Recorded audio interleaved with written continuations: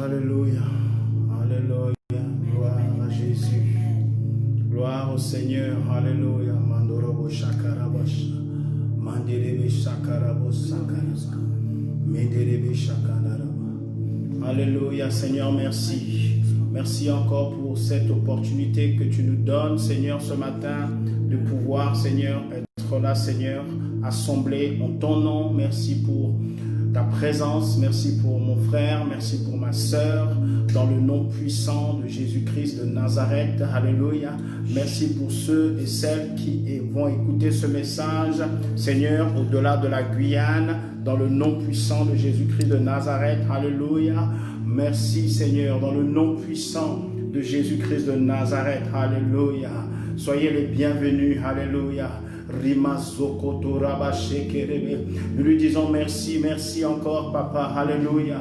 Tu nous as gardés, Seigneur, tout au long, Seigneur, de cette nuit, Seigneur. Tu as permis que ce matin encore nous puissions ouvrir nos yeux. Alléluia. Dans le nom puissant de Jésus-Christ de Nazareth. Alléluia. Seigneur, Saint-Esprit, alléluia. Bonjour, bien-aimés, soyez les bienvenus, alléluia. Ce matin, c'est un nouveau jour, amen. Que le Seigneur vous bénisse de là où vous êtes, nos bien-aimés de Kourou, nos bien-aimés de Sinamari, nos bien-aimés de Maturi, de Cayenne et au-delà de la Guyane. Que le Seigneur vous bénisse ce matin dans le nom puissant de Jésus-Christ de Nazareth, alléluia.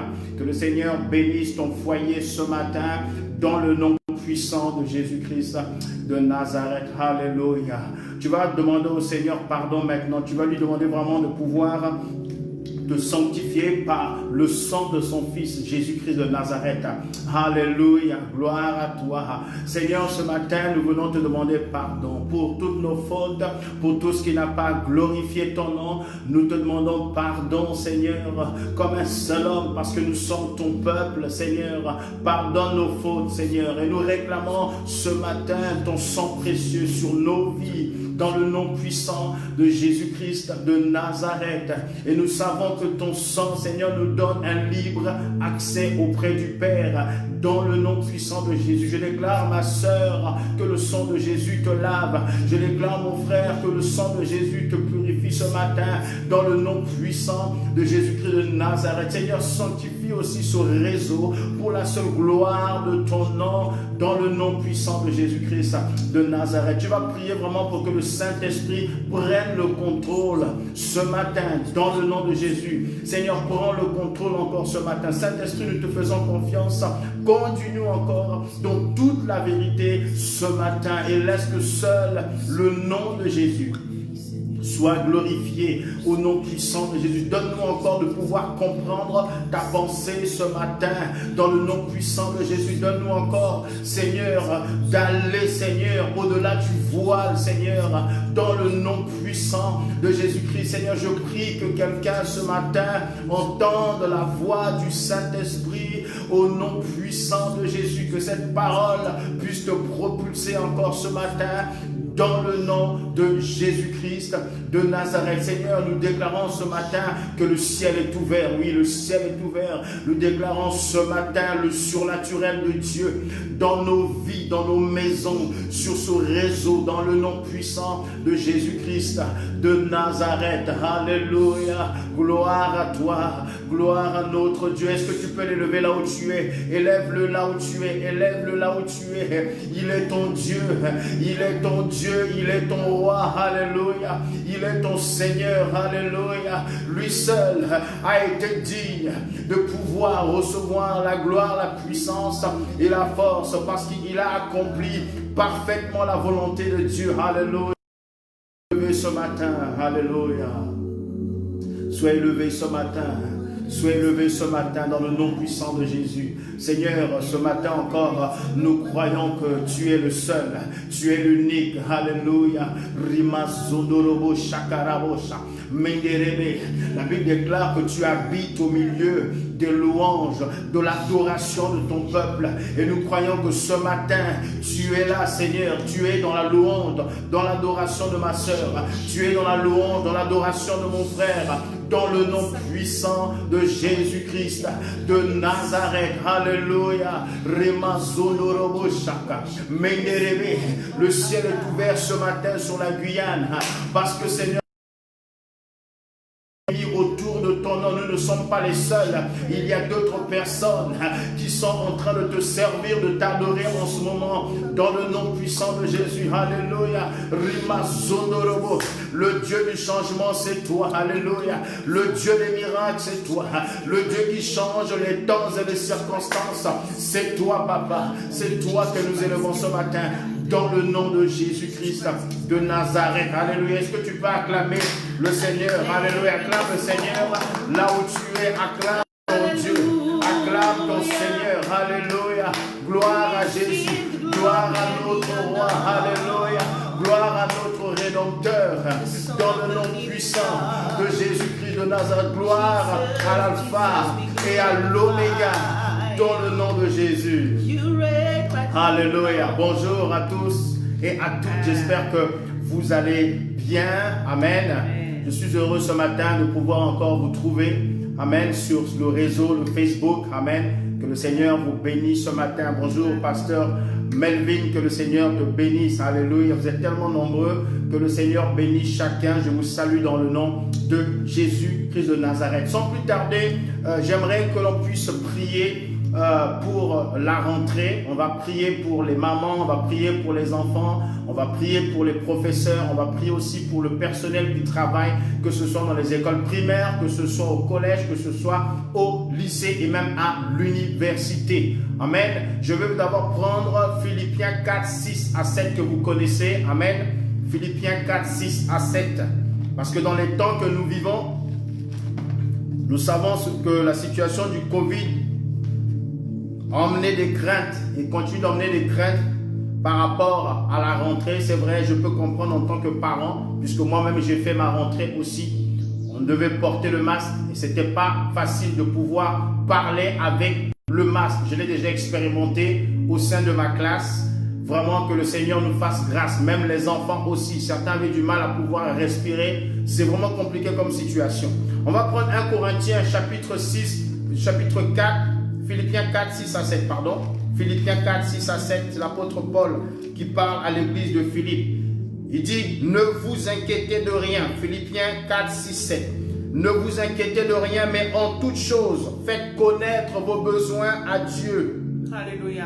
Par des prières et des supplications avec des actions de grâce. Amen. Et la paix de Dieu qui surpasse toute intelligence gardera vos cœurs et vos pensées en Jésus-Christ. Voici ce que l'apôtre Paul déclare à l'église de Philippe. Ce matin, nous voulons faire connaître à Dieu nos besoins. Nous voulons faire connaître à Dieu. C'est vrai, on va envoyer nos enfants. Il y a peut-être des craintes que notre enfant attrape le Covid. On va dire, Seigneur, étends ta main sur mon enfant, étends ta main sur les enfants, étends ta main sur les professeurs, étends ta main sur le personnel. Est-ce que vous comprenez? On va dire, Seigneur, étends ta main, garde nos enfants, préserve-les du Covid. Alors nous prions maintenant, puisque Dieu nous a dit de lui faire connaître nos besoins. Et ensuite, la paix de Dieu gardera nos cœurs et nos pensées en Jésus-Christ. Nous ne pouvons pas accompagner nos enfants dans tous les cours, mais ce que nous savons, c'est que le Saint-Esprit peut les accompagner, le Saint-Esprit peut les garder. Alors nous prions maintenant que Dieu étende sa main sur nos enfants, sur le personnel, sur les professeurs, est-ce que vous comprenez? Et aussi sur les mamans, dans le nom puissant de Jésus-Christ de Nazareth. Seigneur, nous te remettons encore, Seigneur, cette rentrée 2020-2021. Merci de pouvoir étendre ta main sur nos enfants, Seigneur, sur les professeurs, sur le personnel, au nom puissant de Jésus-Christ de Nazareth. Oui, les enfants sont restés plus de 6 mois à la maison. Maintenant, le temps est venu de reprendre. Mais regarde, Seigneur, les mesures barrières sont là. Vendredi, ce n'est pas facile. Seigneur, garde nos enfants, préserve-les du Covid, préserve le professeur du Covid, préserve le personnel du Covid, dans le nom puissant de Jésus-Christ de Nazareth. Seigneur, maintenant étends ta main dans le cœur des mamans, dans le cœur des parents, que ta paix, Seigneur, demeure dans le cœur des parents qui vont laisser leurs enfants aller à l'école. Toi, mère, toi, père, que la paix de Dieu garde tes pensées, que la paix de Dieu garde ton cœur, parce que le Saint-Esprit va veiller sur ton enfant, va veiller sur ton fils, va veiller sur ta fille, va veiller sur ta femme qui est professeur, va veiller peut-être sur ton épouse qui travaille au sein du personnel dans les écoles, ou dans les collèges, ou dans les lycées, ou peut-être à l'université, ou ton mari qui travaille à l'université, au collège, ou au lycée, ou à l'école primaire. Que le Seigneur mette la paix dans ton cœur par rapport à ton époux, au nom puissant de Jésus-Christ de Nazareth. Alléluia.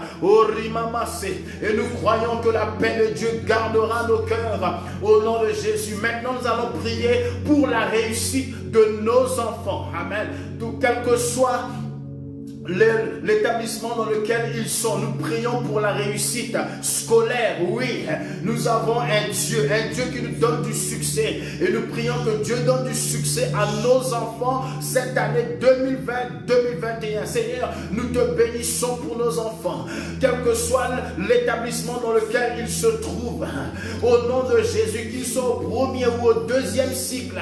Seigneur, nous prophétisons la réussite en cette année 2020-2021 dans le nom puissant de Jésus-Christ de Nazareth. Accorde-leur l'intelligence suffisante, Seigneur, pour comprendre les notions, pour comprendre les connaissances, au nom puissant de Jésus. Seigneur, plante en eux, nous plantons en eux le goût de l'effort, nous plantons en eux le goût de l'effort, et nous chassons la paresse au nom puissant de Jésus. Nous les séparons des bavards, nous les séparons des perturbateurs en classe, au nom puissant de Jésus-Christ de Nazareth. La réussite sera leur partage, au nom puissant de Jésus-Christ de Nazareth. Maintenant, j'aimerais que l'on puisse prier pour les professeurs, eux qui transmettent la connaissance, eux qui sont pédagogues. On va prier que le Saint-Esprit les aide à transmettre les connaissances aux enfants, quel que soit l'établissement, au nom puissant de Jésus. Seigneur, nous te remettons tous les professeurs entre tes mains, étends ta main sur eux. Nous réclamons ta grâce sur eux. Seigneur, merci de pouvoir les aider à transmettre les connaissances, Seigneur, à nos enfants. Dans le nom puissant de Jésus-Christ de Nazareth, nous bénissons ces pédagogues. Nariba Soko, tu leur donnes d'avoir des stratégies pour bien s'occuper aussi des élèves qui sont en difficulté. Dans le nom puissant de Jésus-Christ de Nazareth, nous bénissons leur travail et nous déclarons que leur travail portera du fruit dans la vie des enfants, dans la vie des nom puissant de Jésus-Christ de Nazareth. Alléluia. On va prier le dernier sujet, le respect des mesures barrières. Les enfants doivent venir à l'école avec des masques. On doit, en tant que parents, donner un petit gel pour qu'ils aillent avec en classe. On va vraiment prier pour que nos enfants respectent les mesures barrières, ainsi que les adultes qui sont dans l'établissement. Et vous savez, quand vous avez le masque, moi j'ai passé toute la journée à l'école vendredi. Dans cette chaleur, c'était pas facile, j'ai gardé mon masque. C'est vraiment pas évident, donc on va vraiment prier pour que tout le monde respecte les mesures barrières, que ce soit les adultes ou les enfants respectent, et que le Saint-Esprit vraiment étende sa main. Parce que lorsqu'on porte ce masque, c'est vraiment pas évident, c'est pas facile, mais que Dieu nous fasse grâce au nom de Jésus. Seigneur, nous te remettons maintenant les mesures barrières qui ont été mises en place. Nous déclarons que chacun respecte les mesures barrières. C'est vrai que ce n'est pas facile de pouvoir porter le masque toute la journée dans cette chaleur que nous connaissons. Seigneur, étends ta main. Ne permets pas qu'il y ait des enfants qui s'étouffent. Ne permets pas qu'il y ait d'incidents. Au nom puissant de Jésus-Christ de Nazareth. Seigneur, donne, Seigneur, à chacun de respecter ce qui est mis en place dans les établissements scolaires. Dans le nom puissant de Jésus-Christ de Nazareth. Nous te remercions pour les parents qui chaque matin vont vérifier que les enfants ont bien pris leur masque, qu'ils ont bien leur gel, qu'ils ont tout ce qu'il faut pour pouvoir se protéger. Au nom puissant de Jésus, Toi mère, toi père, chaque matin, rappelle, même le soir, rappelle à ton enfant, s'il a pris le masque, s'il a pris le gel, le matin, rappelle-lui, as-tu bien pris le gel, as-tu bien pris ton masque, mets le masque, rappelons cela à nos enfants, dans le nom puissant de Jésus-Christ de Nazareth. Amen, amen. Gloire soit rendue à Dieu. Amen. Bonjour à ceux qui viennent de nous rejoindre, que le Seigneur vous bénisse. Amen. J'aimerais maintenant faire des annonces, une courte annonce concernant la reprise de nos réunions dans le temple. Comme vous le savez, maintenant nous pouvons reprendre les réunions dans le temple, mais à une seule condition: 10 personnes maximum dans le temple, pas plus de 10. 10 personnes. Si l'on veut être plus de 10, ça doit se passer à l'extérieur de l'église. Et pour cela, il faut faire une demande auprès de la préfecture. Donc cela signifie que le terrain doit être grand, parce que les groupes de 10 personnes doivent être éloignés des uns des autres de 10 mètres. Et dans chaque groupe de 10 personnes, chaque personne doit être éloignée de l'autre de 2 mètres. Donc vous voyez, c'est très compliqué, il faut vraiment avoir un grand espace. Donc nous ne sommes pas concernés par cela, nous sommes concernés par les 10 personnes dans le temple. Donc nous vous donnerons ultérieurement des informations en interne. Donc on va vous donner tout ce qu'il faut pour savoir comment cela va se dérouler, parce que je pense qu'il est important que nous puissions reprendre possession de nos lieux de culte. Ça fait 6 mois que nous sommes dans les maisons. Gloire à Dieu, le Seigneur a permis que nous puissions nous connecter, etc. Mais vous voyez, la prière que nous avons faite pendant plusieurs mois a agi. Une petite porte s'est ouverte.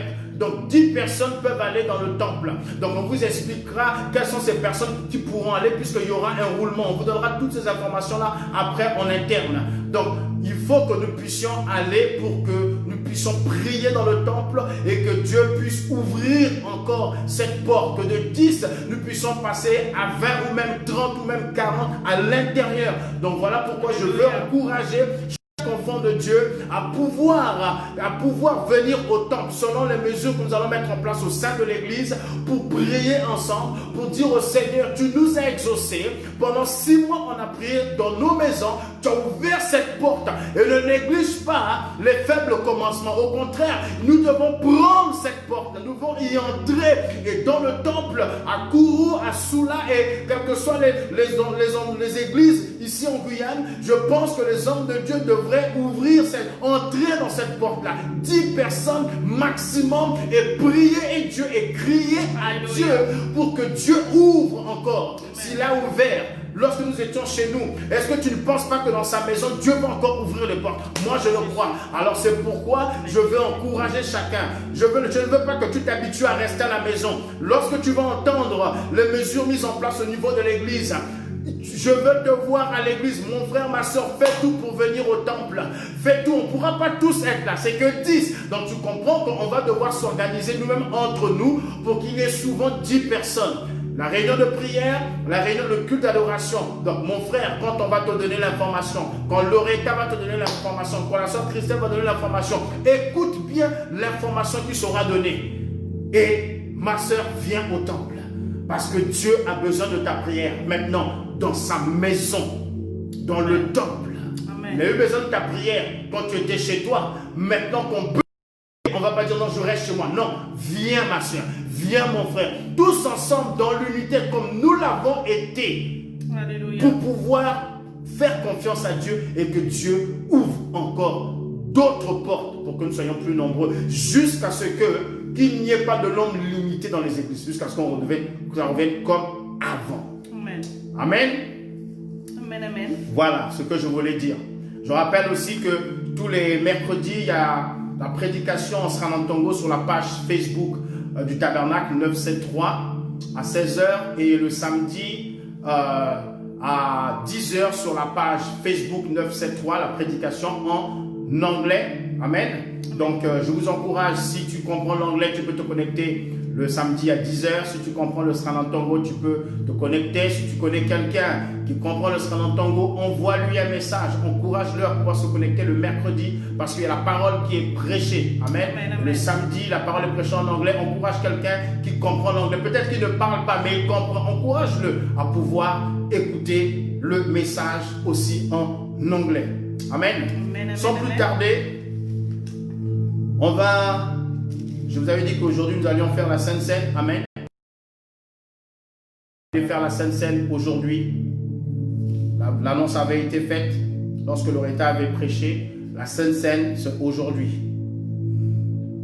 Amen. Donc nous allons prendre le passage dans 1 Corinthiens 11, versets 23 à 26. Et nous allons prendre le repas du Seigneur. Le mois dernier, on n'a pas eu l'occasion de le prendre. Ce mois-ci, nous le prenons. 1 Corinthiens, chapitre 11, verset 23 à 26. Car j'ai reçu du Seigneur ce que je vous ai enseigné, c'est que le Seigneur Jésus, dans la nuit où il fut livré, prit du pain, et après avoir rompu et dit, ceci est mon corps qui est rompu pour vous. Faites ceci en mémoire de moi. De même, après avoir soupé, il prit la coupe et il dit, cette coupe est la nouvelle alliance en mon sang. Faites ceci en mémoire de moi toutes les fois que vous en boirez. Toutes les fois que nous prenons la Sainte Seine, nous nous rappelons du Seigneur. Dieu ne veut pas que nous puissions oublier que son Fils a donné sa vie. Et la nuit où il a institué la Sainte Seine, il a parlé à ses disciples. Parce qu'il a été crucifié le lendemain, est-ce que vous comprenez? Mais on l'a arrêté dans la nuit. Il a institué, il a établi la Sainte Seine. Il a établi quelque chose de solide, quelque chose d'inébranlable, quelque chose qui allait faire que les enfants de Dieu, les futurs enfants de Dieu, puissent se souvenir tous les jours, quelle que soit la situation dans laquelle tu es, que tu sois béni ou pas béni, que Dieu t'ait exaucé ou pas. D'ailleurs, tu es déjà béni. Que Dieu ait exaucé ta prière ou pas. Que tu te rappelles qu'un jour, Jésus a institué la Sainte Seine. Et il a dit, ce pain que je tiens dans ma main, ce pain, et si tu as le pain, prends le pain dans ta main. Prends le pain, et ce pain est le corps. Ce pain ne représente pas le corps. Ce pain est le corps de Jésus. Il va dire au verset 27, c'est pourquoi celui qui mangera le pain ou boira la coupe du Seigneur indignement sera coupable envers le corps et le sang du Seigneur. Le Seigneur est en train de dire, tu dois discerner, c'est pas un morceau de pain. Le pain que tu as dans ta main, c'est le corps de Jésus. La coupe que tu as dans ta main, c'est le sang de Christ. Amen. Donc le pain, prends le pain si tu l'as avec toi. Prends le corps, c'est le corps de Christ. Voici le corps de Christ. Les disciples n'avaient pas compris le message de Jésus. Les disciples pensaient que les 58 qui ont quitté Jésus pensaient que Jésus était un cannibale. Ils voulaient qu'ils deviennent des cannibales. Non, non, non, c'est pas ce que Jésus disait. Langage spirituel. Le corps de Jésus. Mange-le. Parce que dans ce corps, Jésus a détruit la puissance du péché. Pour ne plus que le péché te domine. Voilà pourquoi il est venu comme un homme. Pour dominer ce corps. Pour le détruire à la croix du calvaire. Pour détruire la puissance de ce corps. Prends le corps de Christ. Il s'est chargé de nos péchés. Prends-le ce matin.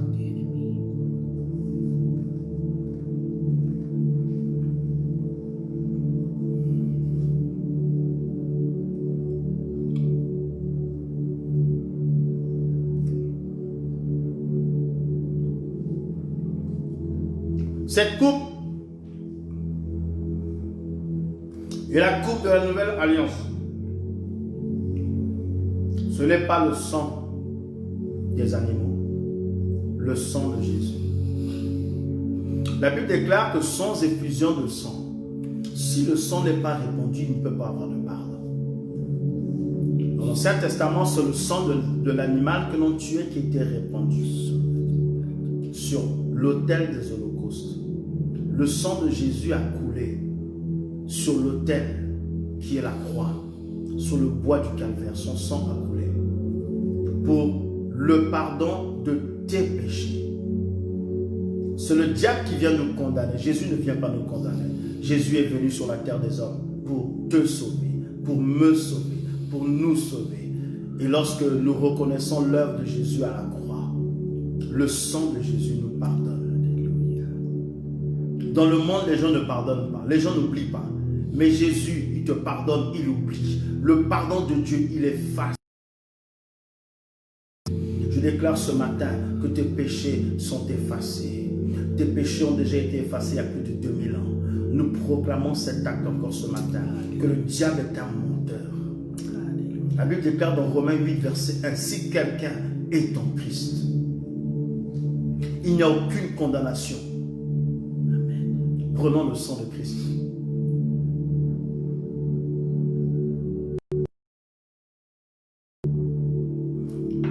Alléluia. Dieu lui merci pour la croix. Dieu lui merci pour la croix.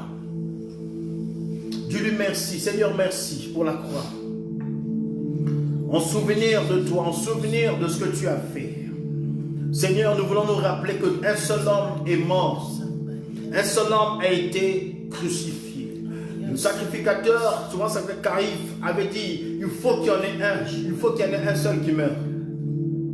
Un seul est mort, c'est toi Jésus. Un seul est mort, toi l'envoyé de Dieu. Toi le cadeau de Dieu. Dieu t'a offert à l'humanité. Et nous te recevons Jésus. Nous avons reçu le cadeau que le Père Céleste nous a donné. Un bon cadeau qui nous délivre de nos péchés. Qui nous délivre de l'enfer. Parce que tous, nous allions tous en enfer. À cause du péché. Mais depuis le jour que chacun sur le chemin de sa vie et tu as changé notre trajectoire, Seigneur, merci. Parce qu'en toi nous sommes libres. En toi il n'y a plus de condamnation. En toi nous sommes lavés. En toi nous sommes plus blancs que la neige. En toi le Père nous voit plus blancs que la neige. Nous devenons ainsi des enfants de Dieu. Des gens de la maison de Dieu. Seigneur, merci. Au travers de cet acte, nous annonçons aussi ton retour. Parce que telle est notre espérance. C'est qu'un jour, tu reviendras nous chercher. Ce n'est pas le Covid qui va nous faire oublier que tu reviens. Non. Nous avons reçu une promesse. Un jour, tu reviendras. Nous annonçons ta mort, mais nous annonçons aussi ton retour. Seigneur, merci parce que tu reviens nous chercher. Merci parce que tu ne nous as pas laissés orphelins. Tu nous as donné ton Esprit Saint qui nous conduit et qui nous prépare à l'enlèvement, à notre enlèvement. Au nom de Jésus-Christ de Nazareth. Que cette Sainte Seine ce matin t'accorde la force. T'accorde la santé si tu es malade. Que cette Sainte Seine ce matin rétablisse ta communion avec Dieu. Te rapproche de Dieu et te pousse encore à aller plus loin. Que cette scène de ce matin ramène l'espérance en toi au nom puissant de Jésus-Christ de Nazareth. Amen, amen. Est-ce que tu peux acclamer pour le Seigneur? Amen, amen. Alléluia. Gloire à Dieu. Amen, amen. Nous allons ouvrir la Bible dans Nombre, chapitre 13. Le titre du message vous a été donné, ainsi que les références. Nombre, chapitre 13.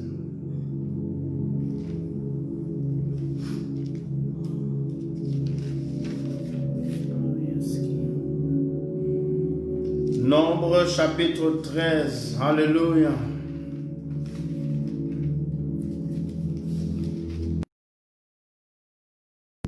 A permis que nous ayons ce livre Nombre pour ne pas que tu sois focalisé sur le nombre. Dieu savait que Israël allait rencontrer des ennemis qui sont nombreux, plus nombreux que lui, des ennemis qui sont forts. Et c'est pourquoi ce livre a été intitulé aussi Nombre, pour que tu saches que Dieu n'est pas dans le nombre.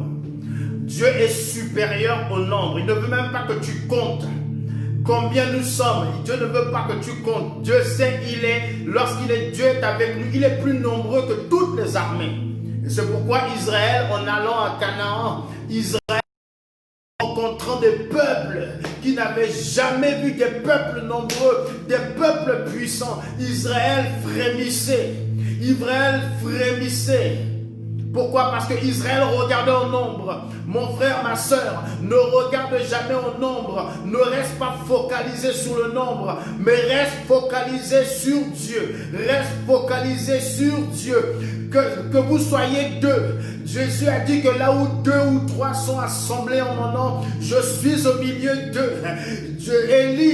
Élisée a dit à Géasi, ne reste pas focalisé sur le nombre. Toi, tu as peur parce que tu vois que nous sommes 2. Mais laisse-moi te dire que l'armée qui est avec nous, l'armée de feu, les chars de feu, l'armée du royaume auquel nous appartenons, nous sommes plus nombreux que les Syriens qui nous entourent. Et Élisée a dit, ouvre les yeux de Géasi, et que Géasi voit. Dieu a ouvert les yeux de Géasi. Mon Dieu, Géasi a vu qu'il y avait une armée nombreuse qui entourait l'armée des Syriens. Mais comprends que tu n'as pas besoin de voir avec les yeux physiques. Amen. Nous sommes plus nombreux. Alléluia. Nous sommes plus nombreux. Est-ce que tu comprends? Nous sommes plus nombreux. Et Dieu aussi veut te montrer que des fois, on peut être nombreux physiquement, numériquement, nous pouvons être nombreux. Et Dieu te parle par rapport au nombre. Dieu te dit, ne te fie pas au nombre. Parce que tu vois beaucoup de personnes, et je vais te montrer parmi toutes ces personnes, très peu me servent.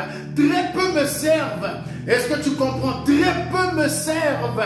Ils sont nombreux, mais très peu me servent. Jésus a dit, il en sera du même comme du temps de Noé. Comme du temps de Noé. Lorsque Jésus parle, il dit, il en sera du même, de la même chose comme du temps de Noé. Ils étaient nombreux. Noah a parlé. Le peuple a entendu. Ils ont entendu la voix de Noé, mais ils n'ont pas obéi à Noé. Combien de personnes ont été sauvées? 8 personnes. Amen. 8 personnes ont été sauvées.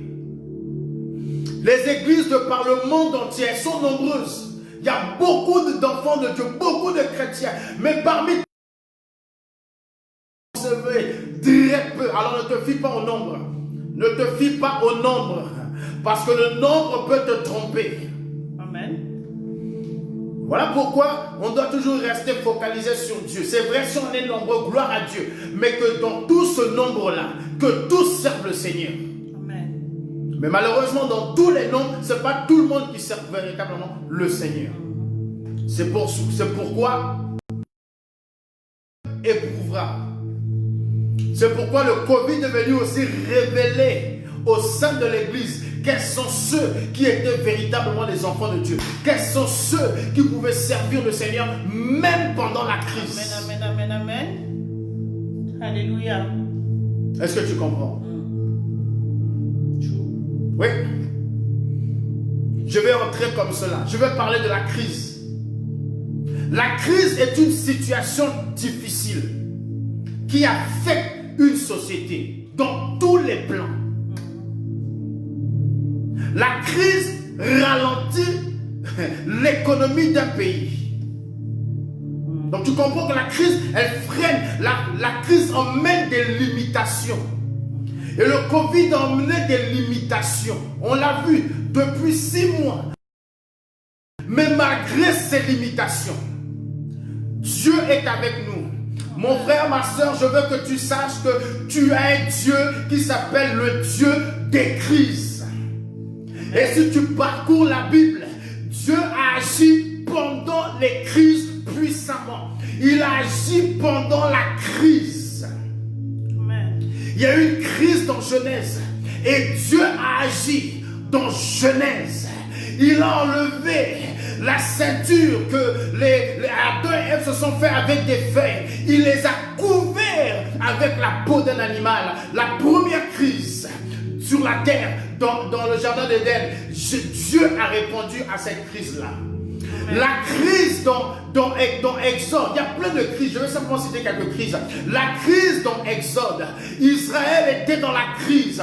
Les Égyptiens leur donnaient des fardeaux pour ne pas qu'ils se développent, pour ne pas qu'ils grandissent, pour ne pas qu'ils se multiplient. Mais dans la crise, Dieu a entendu la voix d'Israël. Dieu a entendu les cris d'Israël. Dans la crise, Israël a crié à Dieu. Éternel, le Dieu d'Abraham. Éternel, le Dieu de Moïse. Éternel, le Dieu d'Isaac.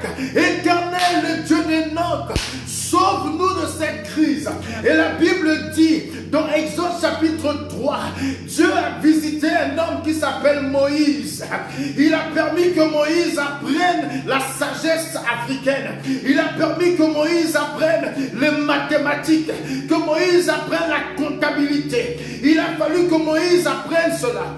Et un jour, le temps de Dieu est arrivé, le kairos de Dieu est arrivé. Et Dieu va interpeller son enfant, Moïse, qui va se reconnaître. Oh, dans son sang, il y a le sang. Son sang parle. Son sang dit que tu n'es pas africain. Tu es un hébreu. Son sang parle. Et là, il va. Il tue un Égyptien pour défendre ses frères. Et ensuite, il s'enfuit.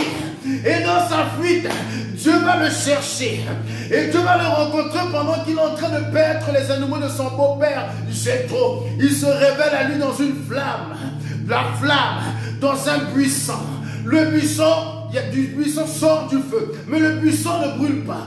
Moïse est inquiet, mais je n'ai jamais vu ça. Normalement, quand le feu sort du buisson, le buisson brûle. Mais là, le buisson ne brûle pas. Une voix sort du buisson et parle à Moïse, dit Moïse, Moïse, Moïse, l'endroit où tu te trouves est saint. Enlève tes sandales. J'ai entendu les cris, j'ai entendu la crise de mon peuple. Alors je suis descendu et je t'envoie maintenant délivrer mon peuple. Et qu'est-ce que tu as fait? Dieu a délivré Israël. Amen. Dans la crise devant la mer, faire un chemin alors qu'il n'y avait pas de chemin. Oh mon Dieu. Dans le Covid, Dieu a ouvert une porte.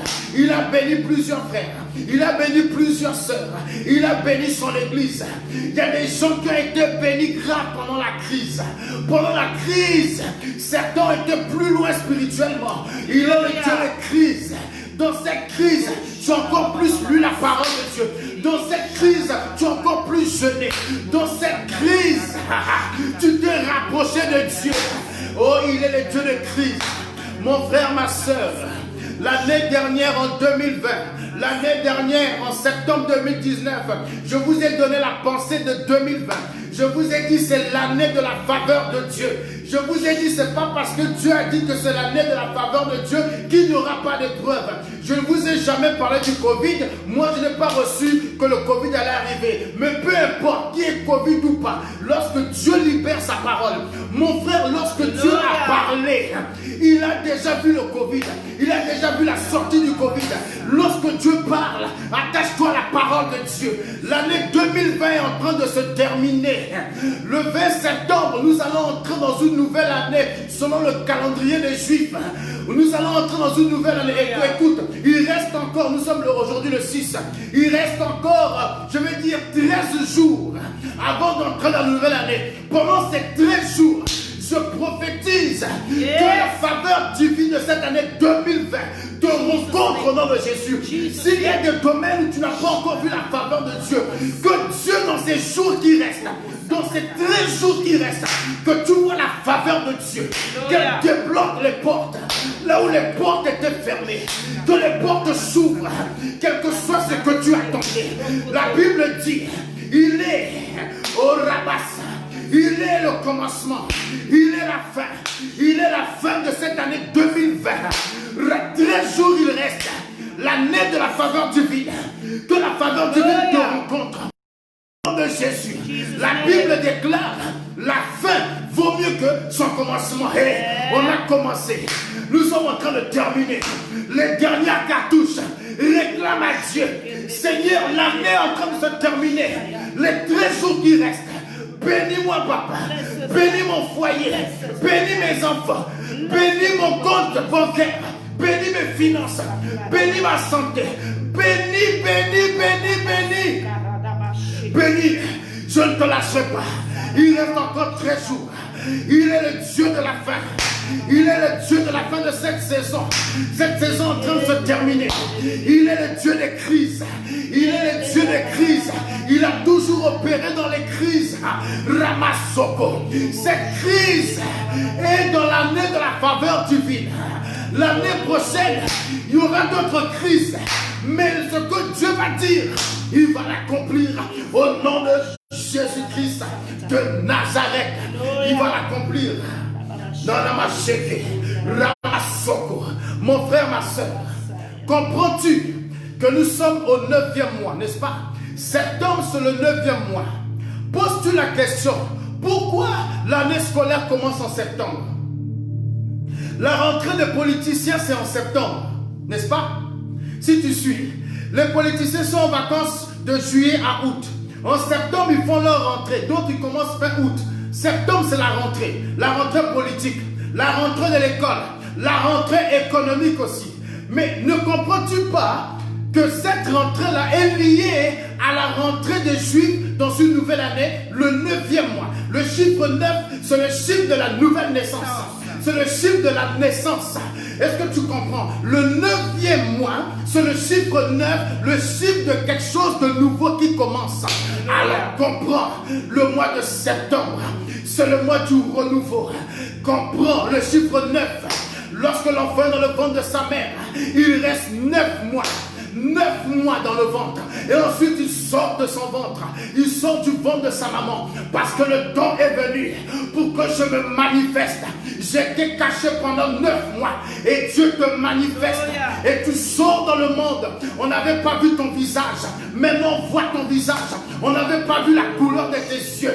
Maintenant on voit la couleur de tes yeux. On n'avait pas vu la couleur de ta peau. Même à l'échographie. Maintenant tu sors maintenant.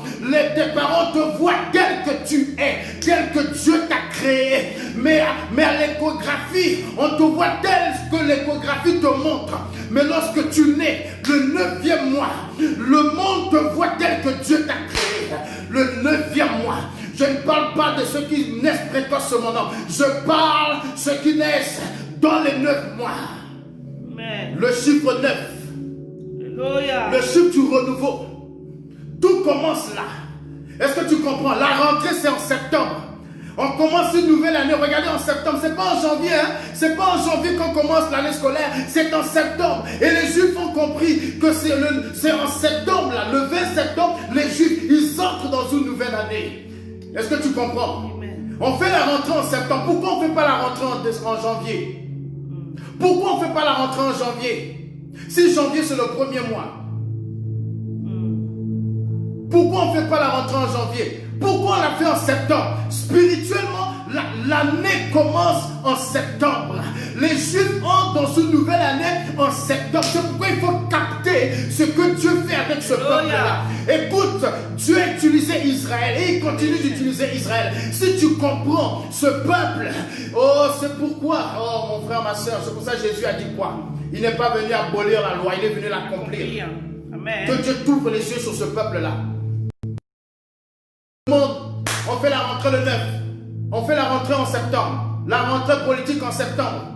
La rentrée. Et les Juifs, qu'est-ce qu'ils font? Ils sont dans leur nouvelle année en septembre. En septembre. En septembre. En septembre. En septembre. L'année scolaire, j'ai dit 2020-2021 commence quand? En septembre.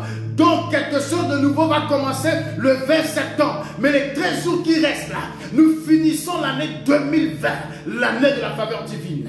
Et pour que Dieu nous donne sa pensée par la grâce de Dieu, pour le dimanche 20 septembre. Amen. Alléluia. Amen. Glory. Gloire à Dieu. Jesus. C'est pourquoi je vous ai dit, il est le Dieu de crise. Rien ne peut l'arrêter, mon frère, rien. Amen. Même pas le Covid, même pas les mesures barrières ne peuvent pas, même pas le gel peut arrêter Jésus. Même pas le masque peut arrêter Jésus. On met nos masques, mais Jésus sait qui nous sommes réellement. Alléluia. Oh, oh Jésus, merci. Amen. Nombre 13, verset 25. Nombre 13 à partir du verset 25. Oh, tu peux partager le lien. Partage mon frère, partage ma soeur. Nombre 13, 25. Ils furent de retour de l'exploration du pays au bout de 40 jours. À leur arrivée, ils se rendirent auprès de Moïse et d'Aaron et de toute l'assemblée des enfants d'Israël à Kadès dans le désert de Paran. Ils leur firent un rapport ainsi qu'à toute l'assemblée et ils leur montrèrent les fruits du pays. Verset 25. Moïse, écoute bien, voici ce qu'ils racontèrent à Moïse. Nous sommes allés dans le pays où tu nous as envoyés. On y est allé. À la vérité. Souligne à la vérité. Amen. À la vérité, c'est un pays où coule le lait et le miel et en voici les fruits. Souligne ce verset. À la vérité, c'est un pays où coule le lait et le miel et en voici le fruit. Verset 28. Mais le peuple qui habite ce pays est puissant. Les villes sont fortifiées, très grandes. Nous y avons vu des enfants d'Anak. Retiens le verset 28. Verset 29. Les Amalécites habitent la contrée du Midi. Les Étiens, les Jébusiens et les Amoréens habitent la montagne. Et les Cananéens habitent près de la mer et le long du Jourdain. Caleb fit taire le peuple qui murmurait contre Moïse. Il dit, montons, emparons-nous du pays, nous y serons vainqueurs. Mais les hommes qui étaient allés avec lui dirent, nous ne pouvons pas monter contre ce peuple, car il est plus fort que nous. Et ils décrièrent devant les enfants d'Israël le pays qu'ils avaient exploré. Ils dirent, le pays que nous avons parcouru pour l'explorer est un pays qui dévore ses habitants. Tous ceux que nous y avons vus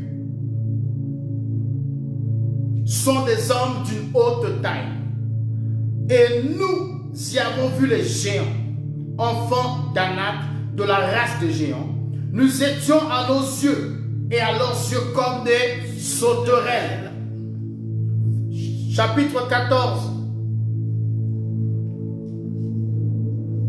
verset 1-2. Toute l'assemblée éleva la voix et poussa des cris, et le peuple pleura pendant la nuit.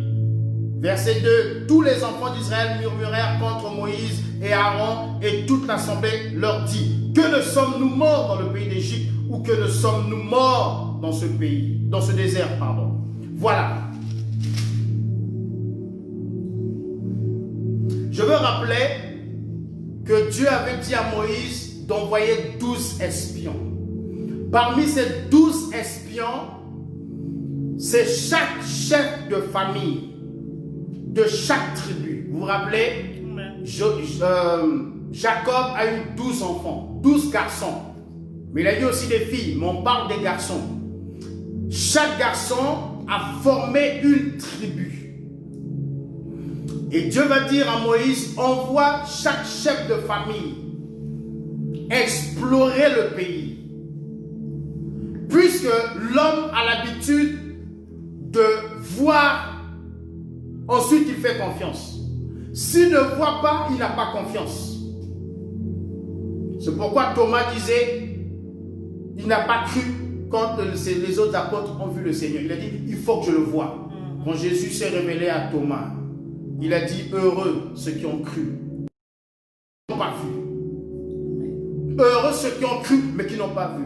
Voilà pourquoi Dieu va dire à Moïse, choisis des hommes, envoie-les qu'ils aillent voir. Ils pensent que je suis un menteur. Je ne suis pas un menteur. Lorsque je dis quelque chose, lorsque la parole sort de ma bouche, ma parole s'accomplit. Alors ils ont été. Ils ont choisi 12 personnes. Parmi ces 12 personnes, ce matin, j'aimerais parler de 3 personnes.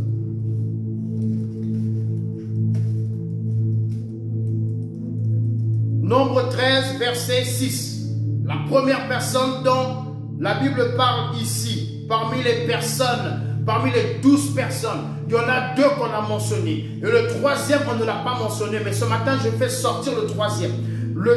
La première personne, pour la tribu de Juda, verset 6, Caleb, fils de Jéphuné. Caleb vient de la tribu de Juda.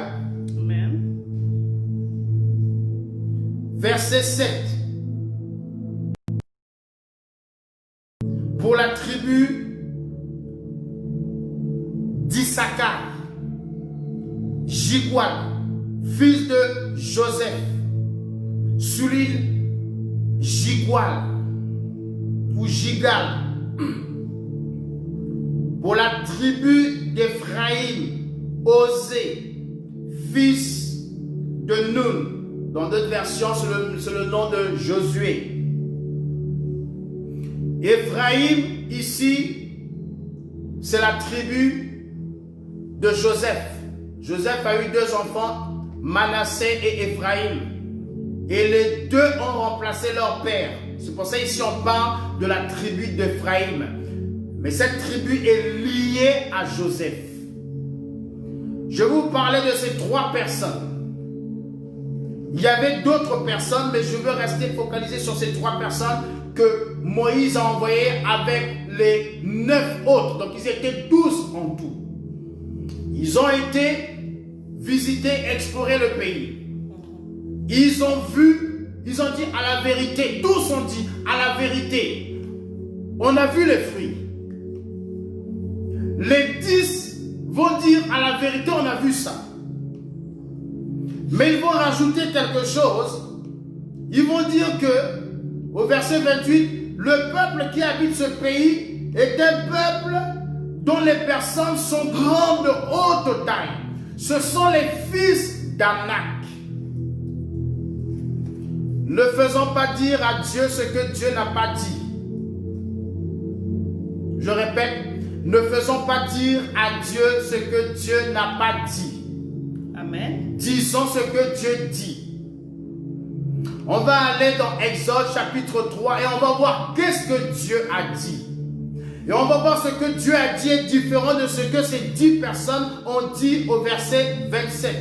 Exode 3.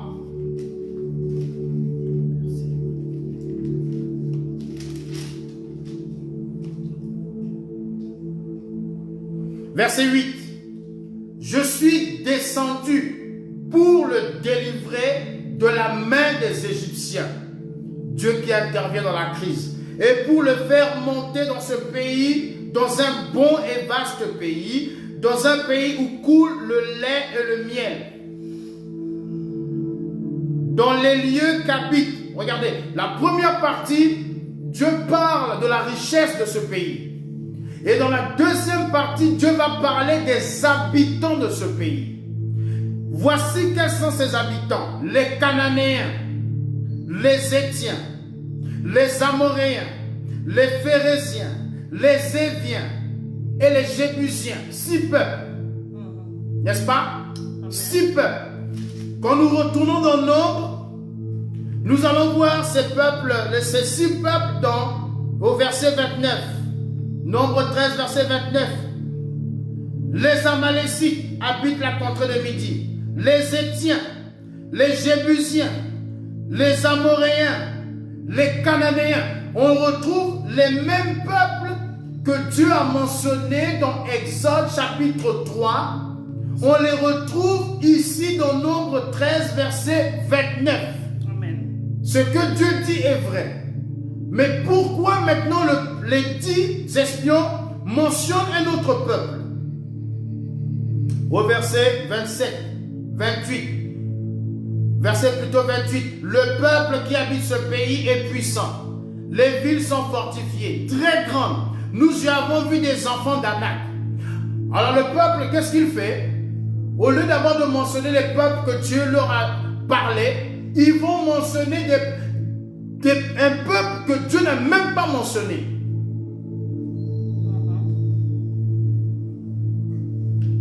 Donc vous voyez comment c'est dangereux de fois de dire ce que Dieu n'a pas dit. Est-ce que Dieu n'avait pas vu les géants? Est-ce que Dieu n'avait pas vu les géants? Moi je dis que si, Dieu les avait vus. Mais pourquoi Dieu n'a pas parlé des géants? Parmi tous les peuples qui sont là, Dieu a vu les géants, Dieu a vu les fils d'Anak. Mais Dieu n'a pas parlé des fils d'Anak. Parce que les fils d'Anak dans le naturel, c'est vrai, ils sont forts. Mais pour Dieu, les fils d'Anak ne sont même pas un problème. Alors si les fils d'Anak ne sont pas un problème, ce n'est pas les Cananéens qui seront un problème, ce n'est pas les Amalécites qui seront un problème. Amen, amen. Mais lorsque Israël, les 10 espions, ils ont vu le fruit, maintenant leurs yeux restent focalisés sur les enfants d'Anak. Est-ce que mon frère, tu sais, lorsque Dieu te donne une parole, il ne va pas te donner tous les détails. Lorsque Dieu nous a parlé, est-ce qu'il t'a dit que le Covid allait arriver? Il ne t'a pas parlé du Covid. Amen. Dieu ne nous dit pas tout. Dieu ne nous dit pas tout. Il te donne une parole. Il veut que tu restes sur sa parole. Il ne veut pas que tu restes sur les détails, les épreuves. Pour lui, ce sont des détails. Il ne veut pas que tu restes sur cela. Mais malheureusement, les 10 espions sont restés sur les détails, sur le peuple d'Anak. Ils sont restés sur les géants. Et comme ils ont vu les géants, ils ont eu peur. Et comme ils ont eu peur, ils ont commencé à voir le diable partout. Voilà comment des fois, nous en tant qu'enfants de Dieu, on voit le diable partout. Le diable n'est pas partout. Parce que tu as peur. Alors tu vois la peur partout. Alors tu vois tel frère qui te regarde, tu penses qu'il te juge. Tu vois telle soeur tu penses qu'il te juge. Tu vois telle personne dans ta famille, tu penses qu'elle te juge. Tu vois le diable partout. Arrête. Ce sont tes yeux qui te trompent. Tu as peur. Et la peur que tu as te fait voir autre chose qui n'existe pas. Et tu commences à dire des choses qui ne sont pas vraies. Tu commences à dire des choses qui ne sont pas vraies. Tu commences à faire parler Dieu alors que Dieu n'a jamais parlé. Tu commences à mentir alors que Dieu n'a jamais dit ça. Exode 3, Dieu n'a jamais mentionné les fils d'Anak. Les 10 sont en train de mentionner les fils d'Anak. Regardez ce qu'ils vont dire.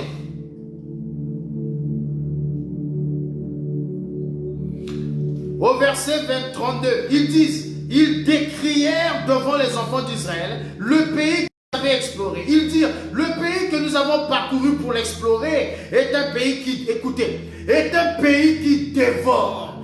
Ils disent, c'est un pays qui dévore. Est-ce que Dieu t'a dit que le peuple qui est là-bas va te dévorer? Oh mon Dieu. Le Covid ne te dévorera pas. Est-ce que Dieu t'a dit que le Covid va te dévorer? Alléluia. Lorsque j'ai donné la pensée, c'est l'année de la faveur divine. Est-ce que Dieu t'a dit que le Covid, dans l'année de la faveur divine, va te dévorer? Moi, je n'ai jamais mentionné le Covid. J'ai simplement reçu, j'ai parlé de l'année de la faveur divine. Et j'ai rajouté ceci. Ne soyez pas étonnés s'il y a des épreuves qui arrivent. J'ai la pensée de Dieu. Alors tu penses que le Covid est venu changer la pensée que Dieu avait dit? Tu penses que c'est un microbe qui est venu changer la pensée? Un microbe peut changer la pensée de Dieu? C'est pas un microbe. C'est pas un virus, c'est quoi? Un virus va changer la pensée de celui qui a tout créé, de celui qui a créé les cellules en nous. Tu penses que le Covid peut changer le plan de Dieu pour ta vie? Amen. Non. Le pays, voilà. Le pays que nous avons parcouru pour explorer est un pays qui dévore ses habitants. Tous ceux, écoutez, tous ceux que nous y avons vus sont des hommes d'une haute taille. Et nous y avons vu les géants enfants d'Anak, de la race des géants. Regarde, ils sont en train de dire, ils ne voient même plus les Amalécites. Ils ne voient même plus les Jébusiens. Ils ne voient même plus les Cananéens. Ils sont simplement en train de voir. Ils ont remplacé les Cananéens par les enfants d'Anak. Ils ont remplacé tous les autres peuples que Dieu a par les enfants d'Anak. Ils ont vu des géants partout. Et comme ils ont vu des géants partout, ils ont commencé à dire au peuple, le peuple dont Dieu nous a parlé, il n'existe pas. En fait, il n'y a que les géants, ils vont nous tuer. N'allons pas. Mon frère, ma soeur, si tu as peur, ne communique pas ta peur aux gens. Si tu as peur, ne communique pas ta peur aux gens. Parce que ta peur va te faire... Et tu vas communiquer ta peur aux autres. Et les autres vont commencer à critiquer Dieu. Ah, Dieu nous abandonne de le Covid. Et s'il était Dieu, pourquoi est-ce qu'il n'a pas arrêté le Covid? Dieu n'a pas arrêté le Covid. Il savait que le Covid allait venir. Il ne l'a pas arrêté. Il a laissé faire. Tout comme lorsque Satan a voulu éprouver Job. Dieu lui a dit, ne touche pas à sa vie, ne le tue pas. Je te laisse l'éprouver. Amen. Tu penses que Dieu n'a pas vu le Covid? Il a vu le Covid. Et les gens, maintenant tu vois le Covid partout. Tu as peur, tu vois le Covid partout, partout, partout. Ils ont vu des géants partout, partout, partout. En eux, ils ont créé la division. En eux-mêmes, il y avait la division. Il y avait la parole de Dieu. Il y avait les fruits dont regorge ce pays. Il y avait les peuples dont Dieu a parlé. En même temps, il y avait leurs propres paroles. Il y avait la peur. Il y avait le doute. Il y avait le découragement. Il y a une division entre eux-mêmes. Dans leur propre corps. Leur corps est un terrain. Ton corps est un champ de bataille. Ton corps est un champ de bataille. Il y a ton être spirituel et il y a ton être charnel. Il y a une dualité en toi. Et en eux, il y a eu la division. Et la division en toi va t'empêcher de voir la gloire de Dieu. Amen. La division en toi peut t'emmener en enfer. La division en toi va empêcher la grâce de Dieu de venir sur ta vie. La division en toi va t'empêcher de voir ce que Dieu a déjà déclaré. La division dans les 10 espions a fait qu'ils sont restés 40 années dans le désert. Ils ont fait 40 jours. Dieu a dit parce que vous avez douté, parce qu'il y a eu la division en vous. Vous avez préféré croire à vos yeux au lieu de croire en ma parole. Vous avez préféré croire dans vos paroles. Alors la division que vous avez mis en vous-même, la division que vous avez mis avec moi, parce que quand tu es divisé avec la parole de Dieu, tu peux pas être en accord avec Dieu. La Bible dit dans Amos 3:3, 2 hommes marchent-ils s'ils ne se sont pas accordés au préalable? Tu n'es pas d'accord avec Dieu. Dieu dit ceci, toi tu parles des Anacs. Dieu n'a pas parlé des Anacs, mais toi tu parles des Anacs. Tu es divisé avec Dieu. La parole de Dieu et ta parole sont divisées. Qu'est-ce qui se passe? Dieu te fait errer et tu erres et tu tournes. Pose-toi la question. L'erreur que tu vis, n'est-ce pas le résultat de la division qu'il y a en toi? N'est-ce pas le résultat du manque de en toi qui fait que tu es toujours dans les mêmes choses? Parce que ce que Dieu dit, tu as la pensée de ce que Dieu a dit, mais en même temps ta pensée est plus forte, ta parole est plus forte à cause de ce que tu vois avec tes yeux et tu doutes. Et la division, Dieu n'est pas un Dieu de division.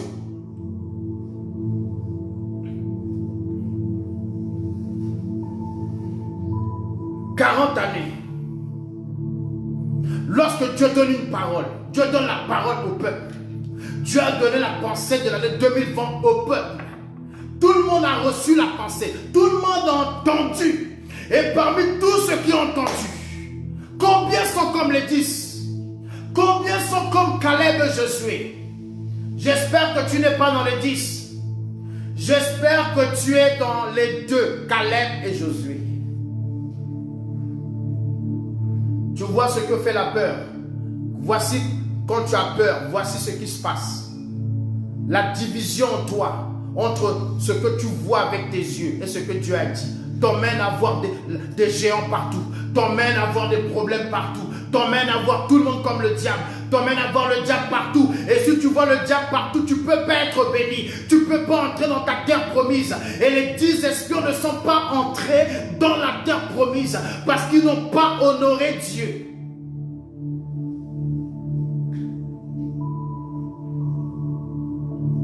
Caleb et Josué, eux, ils ont cru dans la parole de Dieu. Caleb On va aller dans Genèse chapitre 49. Genèse 49. Le point que je vais parler, c'est maintenant, sache de quelle famille tu appartiens. Genèse 49. Sache de quelle famille tu appartiens. Je parle de l'identité ici.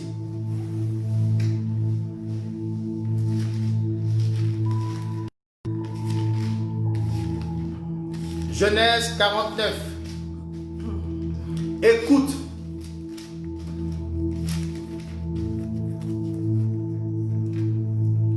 Je vais parler des paroles prophétiques que Dieu a données au travers de la bouche de Jacob à ses enfants, à ses 12 enfants.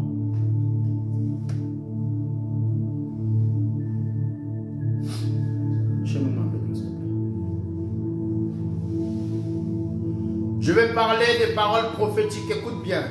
Des paroles prophétiques ici, ce sont des promesses que Dieu a libérées au travers de la vie de Jacob. Dans la vie de Jacob va libérer des paroles dans la vie de ses enfants. C'est pourquoi toi, en tant que mère, en tant que père, libère des paroles de bénédiction dans la vie de tes enfants. Elles s'accompliront. Parce que tu es comme Dieu sur la terre. Ne maudis pas ton enfant, mais bénis ton enfant. Amen. Propulse ton enfant. Amen. Même s'il se comporte mal, toi tu fais confiance à ce que tu vas déclarer de ta bouche. Alléluia. Ta parole va traverser les années. Ta parole va traverser les décennies. Ta parole va précéder ton enfant. Le comportement qu'il a maintenant là. Ta parole va et va préparer déjà son changement. Amen.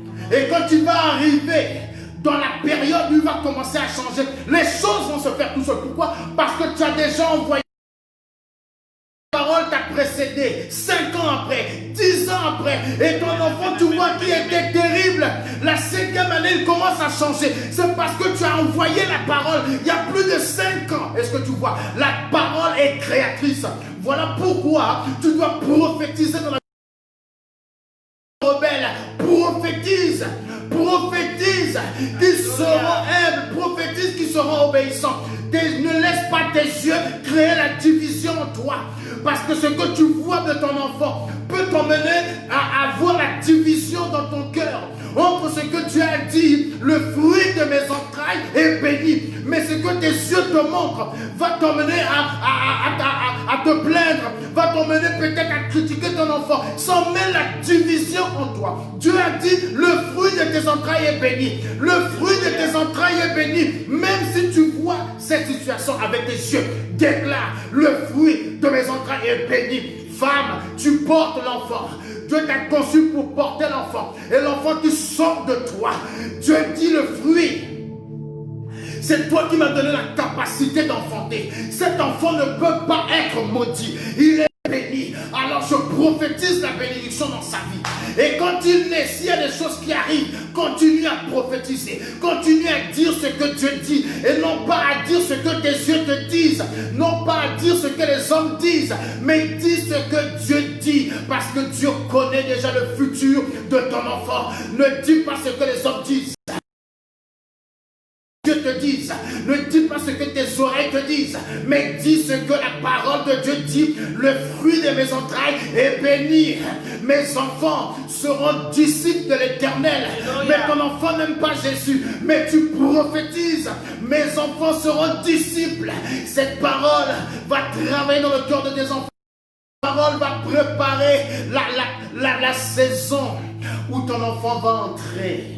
Amen. Dans la reconnaissance, dans la connaissance du Dieu de sa maman, du Dieu de son papa. Et ce Dieu de sa maman, de son papa deviendra maintenant son propre Dieu, parce qu'il sera entré dans la saison que sa mère, son père a déclaré il y a plusieurs années. Il n'y a pas de hasard. Parce que si tu ne déclares pas, il y a quelqu'un d'autre qui va déclarer. Et ton enfant va rentrer dans les saisons de la personne qui a déclaré les choses. Alors déclare pour que ton enfant rentre dans les saisons que tu as déjà déclarées. De Jésus-Christ de Nazareth. Voici les paroles prophétiques. Jacob va dire à Judas. Judas est le 4e enfant de Joseph. Pas de Joseph, de Jacob. Judas est le quatrième enfant. Le premier enfant, c'est Ruben. Le deuxième enfant, c'est Siméon. Le troisième enfant, c'est Lévi. Le quatrième enfant, c'est Judas. Le chiffre 4. Le chiffre 4. Je vous ai déjà parlé du chiffre 4. Judas est le chiffre 4. Judas représente la domination. Judas représente l'autorité. Et vous comprenez maintenant pourquoi Caleb a parlé devant les 10 qui disaient un mauvais témoignage. Caleb savait de quelle famille il venait. La Bible dit, Judas, tu recevras les hommages de tes frères. Tes frères vont t'acclamer. Oh, la Bible dit, ta main sera sur la nuque de tes ennemis. Sur la nuque. Sur la nuque. Judas, ta main sera toujours sur la nuque de tes ennemis. Judas, tu auras toujours la victoire sur tes ennemis. Caleb savait qu'il venait de la tribu de Judas. Caleb savait, la parole prophétique a été libérée. Je viens de cette famille. Je viens de la famille de Judas. Je viens de la famille où on a dit que ma main, notre main, sera toujours sur la nuque de l'ennemi. Ma soeur, mon frère, tu viens de la tribu de Judas. Parce que tu es né en Jésus-Christ de Nazareth. Tu appartiens à la tribu dont la main est sur la nuque de l'ennemi. Ta main est sur la nuque de l'ennemi. L'ennemi ne peut rien contre toi. Ta main est sur sa nuque. Ta main est sur sa nuque. Comprends maintenant pourquoi David, qui venait de la tribu de Judas, a pu couper la tête de Goliath. Il a tenu sa nuque. Il a coupé la tête avec l'épée. Il a tenu sa nuque. Il a coupé la tête. Et vous savez, David a été enterré la tête de Goliath en dehors de Jérusalem. Le lieu qu'on appelle le lieu du crâne. Golgotha, le lieu du crâne. Et la Bible dit que Jésus a été crucifié à Golgotha. Là où Goliath a été enterré, Jésus a été crucifié. La tête de Goliath était sous les pieds de Jésus. Le diable était sous les pieds de Jésus. Golgotha, le lieu du crâne. Lorsque David va couper la tête de Goliath, il va la prendre. Il va aller l'enterrer pour que Jésus, plusieurs siècles plus tard, soit crucifié à Golgotha. Le lieu du crâne. Le lieu du crâne. Mais le crâne de qui? Le crâne de Goliath. Genèse déclare, la postérité de la femme t'écrasera la tête. T'écrasera la tête. La postérité de la femme t'écrasera la tête. Et David va préparer le chemin pour Christ, pour qu'il écrase la tête. Pour qu'il écrase la tête. Une bonne fois pour toutes. David va tuer le géant. David va tuer Goliath. Et il va couper sa tête. Il tient sa nuque. Il tient sa tête et il coupe. Il arrache. Il prend la tête avec la nuque. Il coupe ici. La nuque s'en va avec la tête. Et il va l'enterrer en dehors de Jérusalem. Jésus a été crucifié à l'extérieur de Jérusalem. Le lieu du crâne. Il a marché là. On l'a planté la croix. Lui en dessus. La croix. Le crâne en dessous. Sous la terre. Quelque chose de prophétique que David venait d'accomplir. Qui va s'accomplir avec Jésus. La postérité de la femme t'écrasera la tête. Et David et Caleb va dire, géant, peuple d'Israël, ma main est sur les Anaks. Ma main est sur les Anaks. Ma main, j'appartiens à la tribu de Judas. J'appartiens à une famille qui a l'autorité. J'appartiens à une famille qui a l'adoration. J'appartiens à une famille qui a la louange. N'ayez pas peur. N'ayez pas peur. La parole prophétique a été libérée dans ma famille. J'appartiens à Judas. Nous avons la main sur la nuque de l'ennemi. Mon frère, ma soeur, tu as ta main sur la nuque de tous tes ennemis. Alléluia. Ta main est sur la nuque de tous tes ennemis. Voilà pourquoi Jésus a dit de la tribu de Judas dans Luc 10, 19, je vous ai donné le pouvoir sur les serpents, sur les scorpions et sur toute la puissance de l'ennemi. Et rien par aucun mal ne pourra vous nuire. Rien par aucun mal ne pourra vous nuire. Rien par aucun mal ne pourra te nuire. Rien par aucun mal ne pourra te nuire. Le Covid ne pourra pas te nuire. Le Covid ne pourra pas te nuire, ma soeur, parce que ta main est sur la nuque du Covid. Ta main est sur la nuque du coronavirus. Oh, ta main est sur sa nuque. Puisqu'il a plusieurs têtes, ta main est sur sa nuque. Et tu as la victoire. Et l'Église a la victoire sur le coronavirus. Amen, amen, amen, amen, amen, pasteur. Alléluia. Issachar. Mais avant de parler d'Issachar, je vais parler de Josué. Josué au verset 22. Genèse 49, 22. Voici la parole prophétique. Non, excusez-moi. Je suis dans Caleb. J'ai parlé de Caleb, Josué, n'est-ce pas? Si, merci Saint-Esprit. Joseph, verset 22. Genèse 49, verset 22. La tribu d'Éphraïm. Je vous ai dit, la tribu d'Éphraïm est liée à la tribu de Joseph. Manassé et Éphraïm ont remplacé Joseph. Mais voici ce que la parole prophétique que Jacob a libéré dans la vie de son fils Joseph. Joseph est le rejeton d'un arbre fertile. Le rejeton d'un arbre fertile près d'une source. Les branches s'élèvent au-dessus de la muraille. Nous allons plus bas au verset 25. C'est l'œuvre du Dieu de ton Père qui t'aidera. C'est l'œuvre du Tout-Puissant qui te bénira. Des bénédictions des cieux en haut, des bénédictions des eaux en bas, des bénédictions des mamelles et du sein maternel. Les bénédictions de ton Père s'élèvent au-dessus des bénédictions de mes pères. On parle de Joseph, on parle de bénédiction, on parle de bénédiction. Et vous savez que Josué appartient à Éphraïm. Éphraïm, ça veut dire doublement béni. Éphraïm, doublement béni. Éphraïm, ça veut dire bénédiction. Ça veut dire multiplication. Et Josué et Caleb étaient en accord. Est-ce que vous comprenez? La multiplication était là. Les bénédictions étaient là. Ils voyaient déjà les bénédictions. Mais les 10 autres, ils ne voyaient que des problèmes.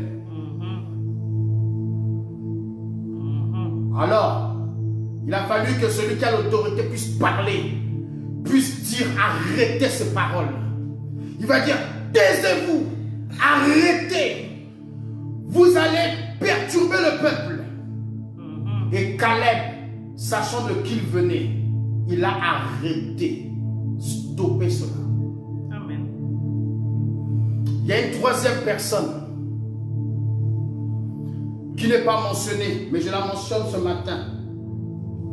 On va aller Genèse 49, verset 14. Genèse 49, verset 14. Issachar, souligne, Issachar est un âne robuste qui se couche dans les étables. Il voit que le lieu où il repose est agréable. Il voit, souligne le mot voit et le mot lieu. Souligne ces deux mots. Il voit le mot, le lieu. Et que la contrée est magnifique. Et il courbe son épaule sous le fardeau. Il s'assujettit à un tribut. Souligne, il courbe son épaule sous le fardeau. Gigal, le mot Gigal ou Gigual, il vient de la tribu d'Issachar. Je vais vous donner un autre verset et je vais maintenant continuer de parler. On va dans 1 Chronique. 1 Chronique. Laissez-moi trouver le verset.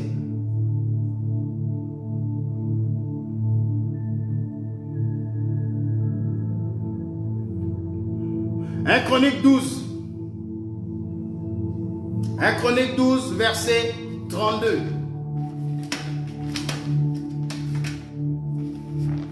1 Chronique 12.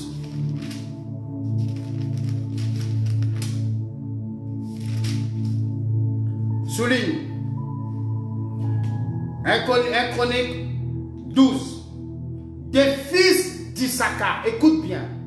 des fils d'Issachar, ayant l'intelligence des temps. Souligne ça, ma soeur. Des fils d'Issachar ayant l'intelligence des temps pour savoir ce que devait faire Israël. Ils étaient 200 chefs et tous leurs frères sous leurs ordres. Regarde ce verset. Ces hommes qui appartiennent à la tribu d'Issachar, je vais te raconter un petit peu. Lorsque David était poursuivi par son beau-père, Saül, il y a des hommes qui sont venus le rejoindre. Et parmi ces hommes, on parle des hommes d'Issachar, des hommes de la tribu d'Issachar, des hommes qui savent lire les temps, des hommes qui ont l'intelligence des temps. Pourquoi cette intelligence de leur savoir ce que Israël devait faire? Tu as l'autorité, mais tu peux l'utiliser au mauvais moment. Tu as la multiplication, tu as Ephraïm, mais tu peux utiliser Ephraïm au mauvais moment. C'est le verset 32, ma soeur. 1 Chronique chapitre 12, verset 32. 1 Chronique chapitre 12, verset 32. 1 Chronique chapitre 12, verset 32.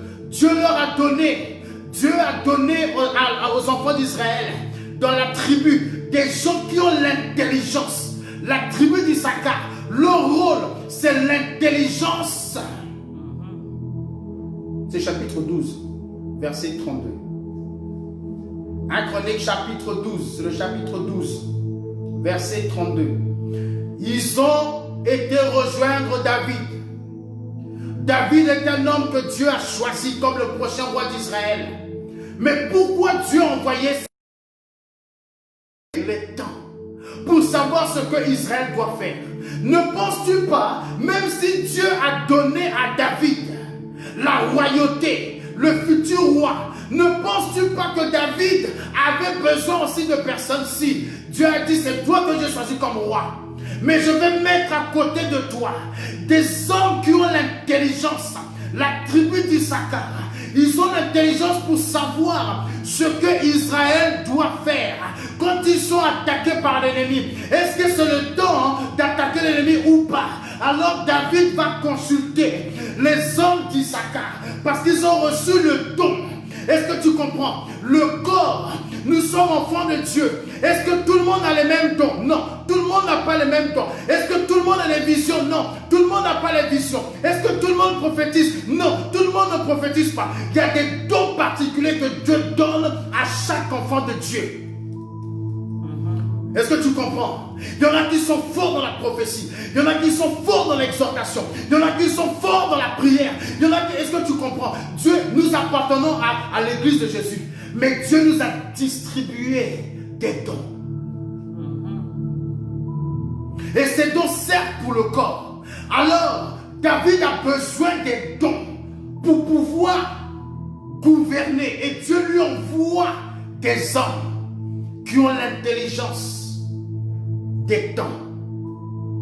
La tribu d'Issachar, on a lu dans Genèse 49, ils disent, ils voient, Issachar, ils voient le lieu. En retournant dans Genèse, et je vais expliquer maintenant, dans Genèse 49, et je vais ensuite aller dans Nombre 13, Genèse 49, il va dire, Issachar est un âne robuste, c'est un âne qui est fort, qui se couche dans les étapes. Il voit que le lieu de repos est agréable. Il voit. Mon frère, ma soeur, on a besoin de voir.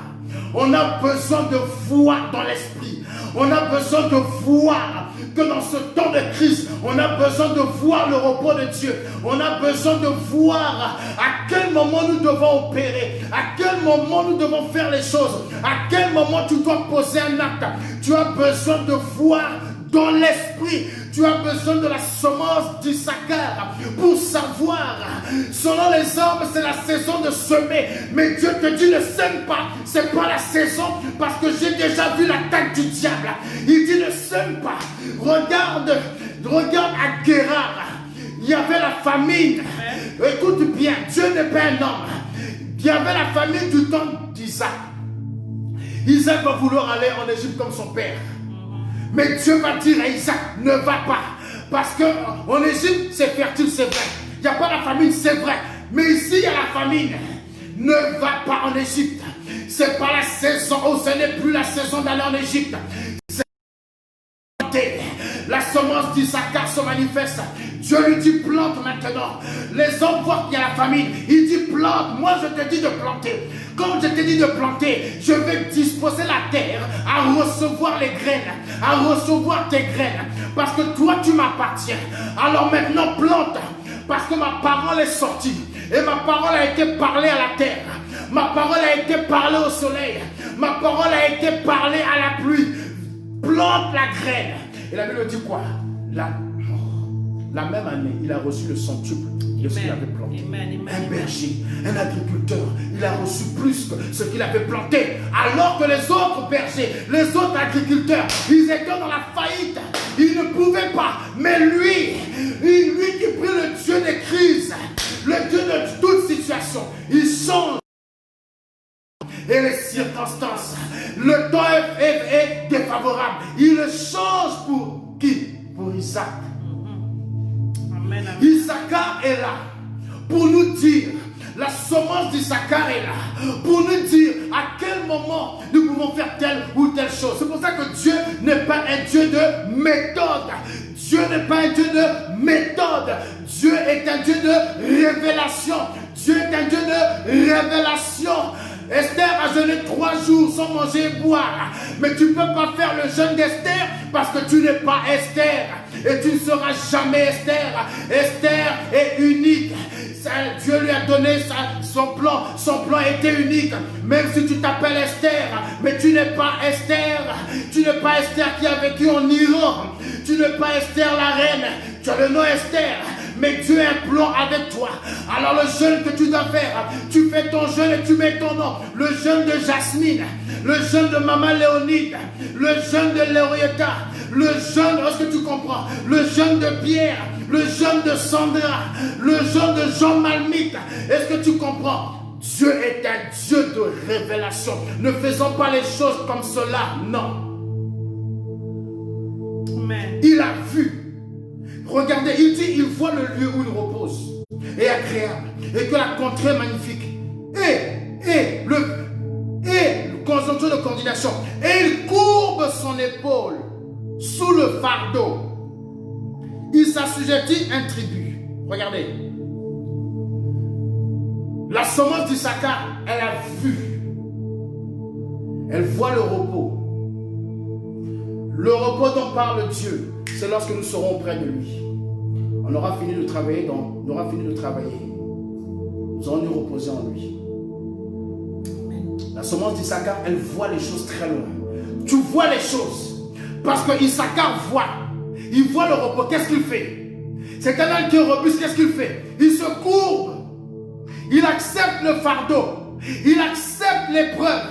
Il accepte de supporter. Dans le Covid, il faut que tu acceptes la situation.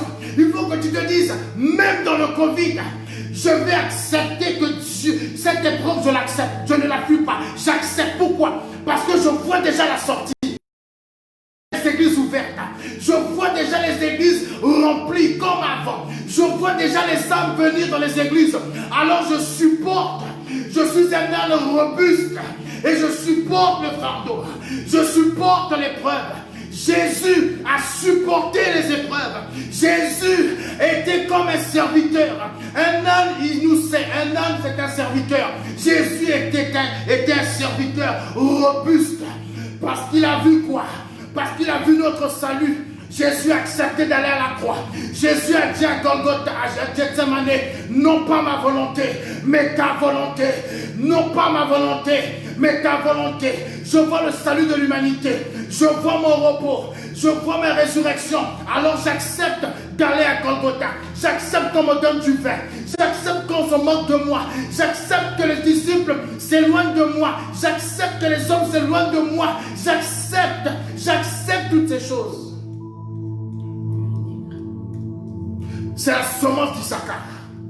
J'accepte. Dans le Covid, j'accepte cette situation.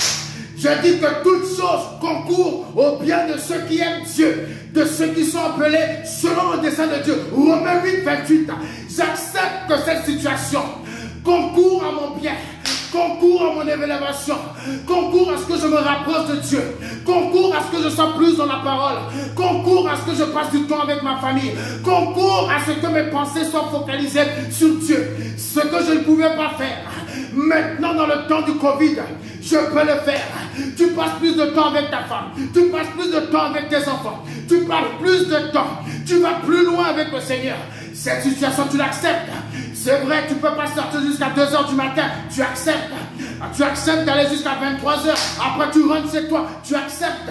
Tu acceptes, c'est pas facile, mais tu acceptes. Pourquoi? Parce que tu es un homme robuste. Amen. Amen. Et tu vois déjà la sortie. Tu vois la sortie et tu danses. Tu vois la sortie et tu danses. Tu vois la sortie et tu danses. Tu vois la sortie et tu danses. Le monde ne voit pas, ils sont inquiets. Mais toi, tu vois la sortie et tu danses. Tu danses pata pata, pata pata. Tu vois et tu danses. Le monde ne voit pas, il ne peut pas se réjouir. On va te dire, maman, pourquoi tu danses? Tu dis, mes enfants, laissez-moi danser. Parce que je vois déjà la sortie du Covid. Je vois déjà, mes enfants, tenez bon, tenez encore. Mais nous allons sortir de là, je vous dis.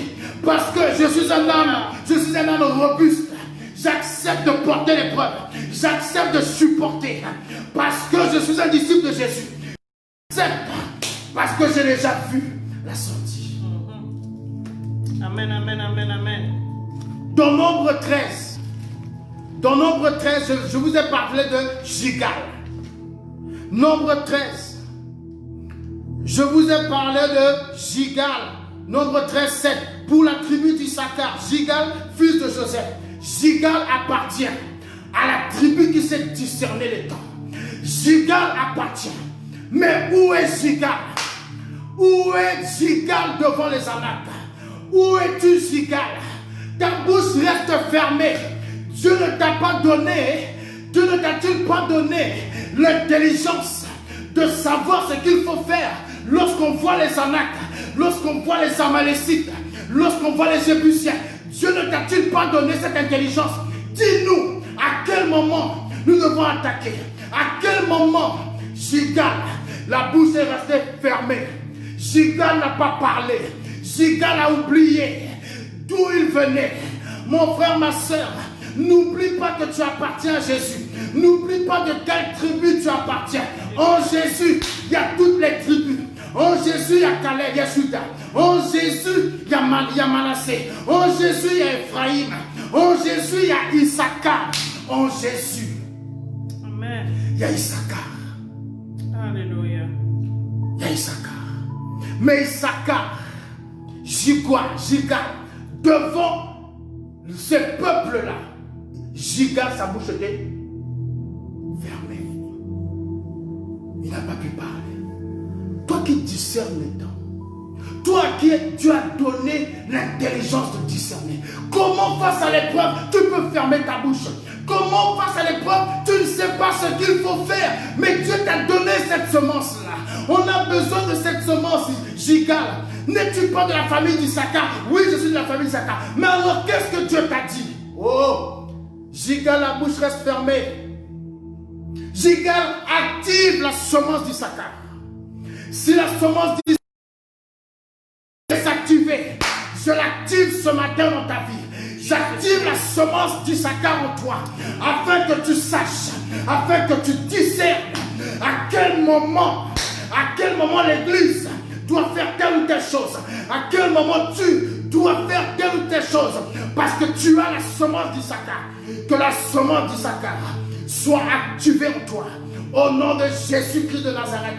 La semence d'Issachar fonctionne avec la semence de Judas, fonctionne avec la semence d'Ephraïm. Amen. Tu as la semence d'Ephraïm, tu as la semence de l'autorité, mais tu as besoin de la semence d'Issachar. Parce que tu peux semer au mauvais moment. Tu peux semer dans une mauvaise terre. Est-ce que tu comprends? Tu peux semer dans une mauvaise terre et ne pas recevoir. Sache dans quelle semence, dans quelle terre tu sèmes. Tu as la semence, mais tu sèmes dans la mauvaise terre. Sème dans la bonne terre. Il faut qu'Issachar te dise, c'est la bonne terre. J'ai l'intelligence de discerner dans quelle terre il faut semer. Et tu sèmes. Issachar va te dire, Judas, c'est le moment maintenant. C'est le moment maintenant d'utiliser ton autorité. C'est maintenant de tenir la nuque de l'ennemi. C'est le moment. Je vois la porte ouverte. Issachar, Judas, utilise l'autorité. Utilise-la déjà. Utilise-la maintenant. Utilise-la le 6 septembre. Parce que Issachar voit déjà la sortie depuis très loin. Issachar voit. Il voit déjà. Il dit, Judas, utilise-la. Utilise l'autorité. Dieu t'a donné l'autorité. Utilise-la. C'est le moment de l'utiliser. Tout ça, tout ce que Jacob a délivré dans la vie de Judas, d'Issachar et d'Ephraïm, tout cela est en Jésus-Christ. Tu vois, mais si il y a la division en nous, entre ce que Dieu a dit et ce que toi tu dis, s'il y a la division, il ne peut pas y avoir du fou, il ne peut pas. Il ne peut pas, il ne peut pas. C'est pour ça que je dis que c'est dangereux. Fais attention à tes yeux, fais attention à ce que tu entends. On nous donne des chiffres, tous les jours on donne des chiffres, Oui, mais au bout d'un moment ça peut t'affecter si tu ne fais pas attention. Fais attention, oui tu peux entendre, mais fais attention, protège-toi. Oh, dans tel pays il y a toujours plein de... Ça peut t'affecter. Malgré cela, les géants d'Anak, nous allons monter et nous aurons la possession. Tout ce que Dieu a prévu pour toi, qu'il n'y ait aucune division en toi, pour que tu obtiennes tout ce que Dieu a donné. Jésus a dit quoi? Arrière de moi, je ne vous ai jamais connu. Vous avez écouté votre propre parole. Vous n'avez pas écouté ma parole. Je vous ai dit, tu aimeras l'Éternel de tout ton cœur, de toutes tes pensées et de toute ton âme. Et tu aimeras ton prochain comme toi-même. Jésus a dit ça. Tu as évangélisé. Tu as donné ta dîme. Tu as prié pour les malades. Mais tu n'as pas fait ce que Dieu a dit. Jésus a donné 2 commandements. Il dit si tu les respectes, respecte-les. Respecte-les, tu verras le ciel. Respecte-les, tu verras le repos. Comme Issachar a vu le repos, alors il s'est courbé, il a accepté. La Bible dit soumettez-vous à Dieu. Résistez au diable et il fuira loin de vous. Soumets-toi à Dieu pour que les Anak, tu puisses les terrasser. Même si Dieu ne t'a pas dit quel ennemi il y a, tu as déjà la victoire. Ne laisse pas la division en toi t'empêcher de voir ta bénédiction. Ne laisse pas la division en toi pouvoir t'emmener en enfer. Parce que ce qui emmène les gens en enfer, c'est la division en eux. Ils ont entendu la parole. Ils ont entendu la parole avec leurs oreilles physiques. Ils ont écouté, mais ils n'ont pas répondu avec leur cœur. Parce qu'avec ton cœur, tu entends.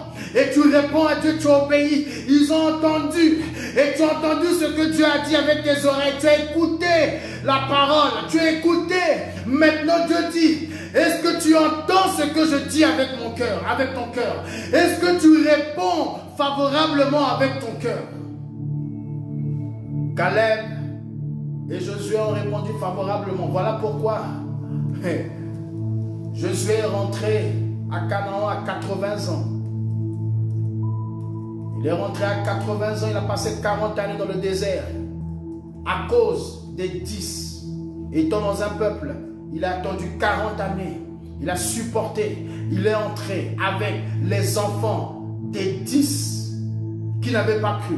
Les papas sont morts et les enfants de ces 10 sont entrés avec qui Caleb et Josué. Donc, toute division en toi peut t'entraîner, peut entraîner la mort dans ta vie. Toute division en toi peut t'éloigner de Dieu et tu peux rater le ciel et tu peux aller en enfer. Ne permets pas, s'il y a l'unité en toi, entre ce que Dieu dit, entre ce que toi tu dis. Confesser, ça veut dire aussi être en accord avec ce que Dieu dit. Et si ce que Dieu dit, tu crois et tu marches selon ce que Dieu a dit, ma soeur, tu verras les bénédictions de Dieu s'accomplir dans ta vie. Tu verras Ephraïm s'accomplir dans ta vie. Tu verras Judas se manifester puissamment. Lorsque tu prendras autorité, tu verras Judas se manifester. Tu verras le diable obéir. Parce que le diable saura qu'en toi, il n'y a pas de division. C'est lui qui est le Dieu de la division. Il verra en toi le Dieu de l'unité. Il ne pourra qu'obéir. Amen, amen, amen. Alléluia. Là où tu es maintenant, tu vas élever la voix. Tu vas élever la voix. Élève la voix, élève la voix. Tu vas rendre grâce à Dieu.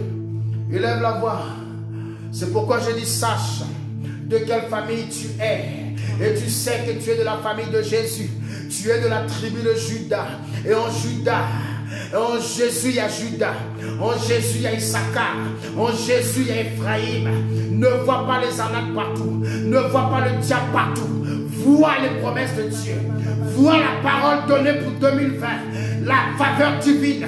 Vois les promesses de Dieu pour ta vie. Élève la voix. Seigneur, nous déclarons ce matin que nous voyons dans l'esprit. Nous avons l'esprit d'Issachar. L'esprit d'Issachar se manifeste au travers de nous. Nous voyons, Seigneur, la sortie. Nous voyons la situation s'arranger. Nous voyons à quel moment poser le pas. C'est le moment maintenant pour l'Église de retourner dans l'Église. Malgré la limite de personnes qu'on nous a données, 10 personnes, ne néglige pas cela, ma soeur. Discerne la semence d'Issachar maintenant qui se manifeste. C'est le moment de prendre possession de l'église, de reprendre possession de nos lieux de culte, d'aller dans le temple et de pouvoir prier ensemble. Parce que c'est le moment maintenant, l'église reprend sa place. Nous reprenons notre place dans le temple pour intercéder, pour que Dieu ouvre la mer rouge. Ramasoko rabababa. Aucune division en nous. Aucune division, ma soeur. Aucune division dans mon frère. Aucune division dans l'église. Nous voyons les portes qui s'ouvrent. Qui s'ouvrent encore plus. Nous voyons les portes au-delà de 10 personnes. Nous voyons au-delà de 10. Nous voyons au-delà de 10. Ça va s'accomplir. Au nom de Jésus. Au nom de Jésus. Les 10 personnes sont une semence. Les 10 personnes qui seront dans le temple sont une semence pour plusieurs personnes qui viendront par la suite. Issachar se manifeste. Issachar se manifeste. Au nom puissant, nous voyons déjà. Nous voyons comme Issachar a dit. Il voit le lieu. Il voit le lieu. Il courbe son dos. Nous voyons et nous supportons en attendant d'entrer physiquement. En attendant de voir le nombre. Parce que les choses commencent d'abord dans l'esprit. Les choses commencent d'abord dans l'esprit. La foi est une ferme espérance des choses que l'on espère et une démonstration de ça que l'on ne voit pas. Hébreux 11:1. Nous voyons déjà, nous espérons qu'il n'y aura plus de 10 personnes.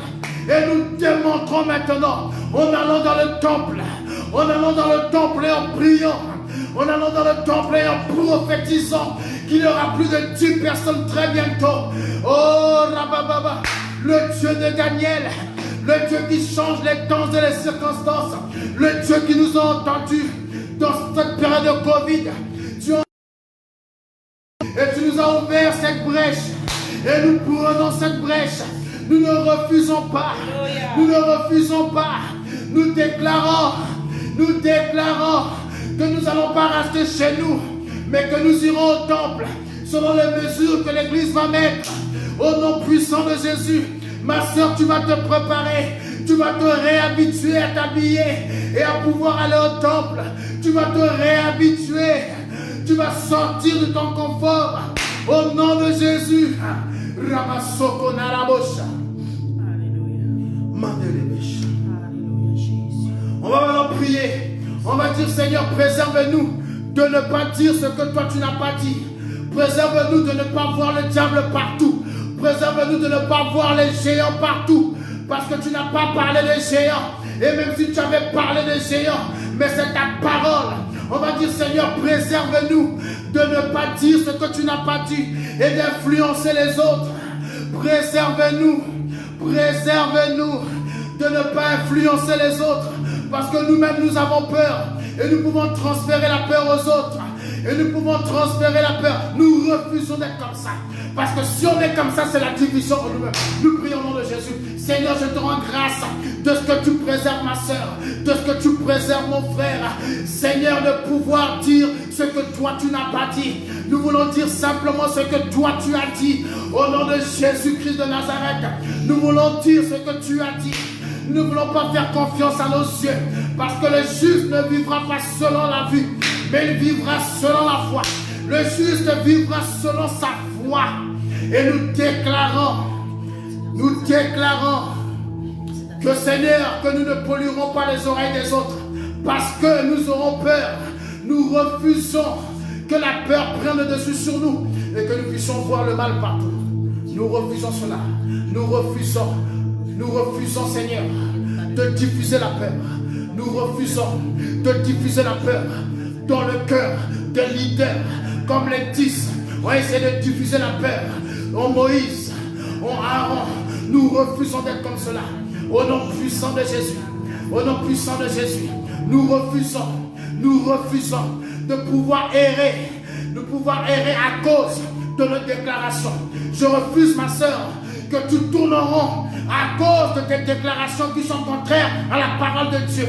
Je refuse, mon frère, que tu puisses errer à cause de tes paroles au nom de Jésus. Mais que tu sois comme Caleb, que tu sois comme Josué et que tu déclares la parole de Dieu. Au nom puissant de Jésus. Alléluia. Que tous les jours de ta vie, que l'unité demeure en toi. Amen. Ne cherche pas la division chez quelqu'un d'autre. Regarde en toi-même. Veille sur ton cœur qu'il n'y ait pas la division entre ce que Dieu dit et ce que toi-même tu dis. Non, c'est pas l'autre, c'est pas le diable, c'est toi. En toi, il ne doit pas avoir de division, ma soeur. C'est toi, c'est pour ça que la Bible dit, garde ton cœur, Proverbe 4, 23. Garde ton cœur plus que toute autre chose. Parce que si tu ne le gardes pas, il y aura division dans ton cœur. Il y aura deux pensées dans ton cœur. Il y aura deux visions dans ton cœur. Il y aura la vision de Dieu et il y aura ta vision. Est-ce que tu comprends? La vision de Dieu doit toujours prévaloir sur la vision de ta chair. Sur la vision du monde. Que le Seigneur vous bénisse. Au nom de Jésus, je viens sceller cette parole. Et je viens déclarer que mon frère manifeste la semence d'Issachar.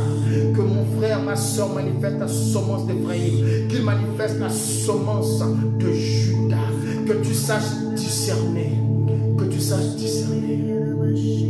Que tu ne sois pas comme Gigal. Que tu ne sois pas comme Gigal. Mais que tu sois comme ces 200 hommes qui ont rejoint David pour lui dire, David, voici ce que tu nous montres.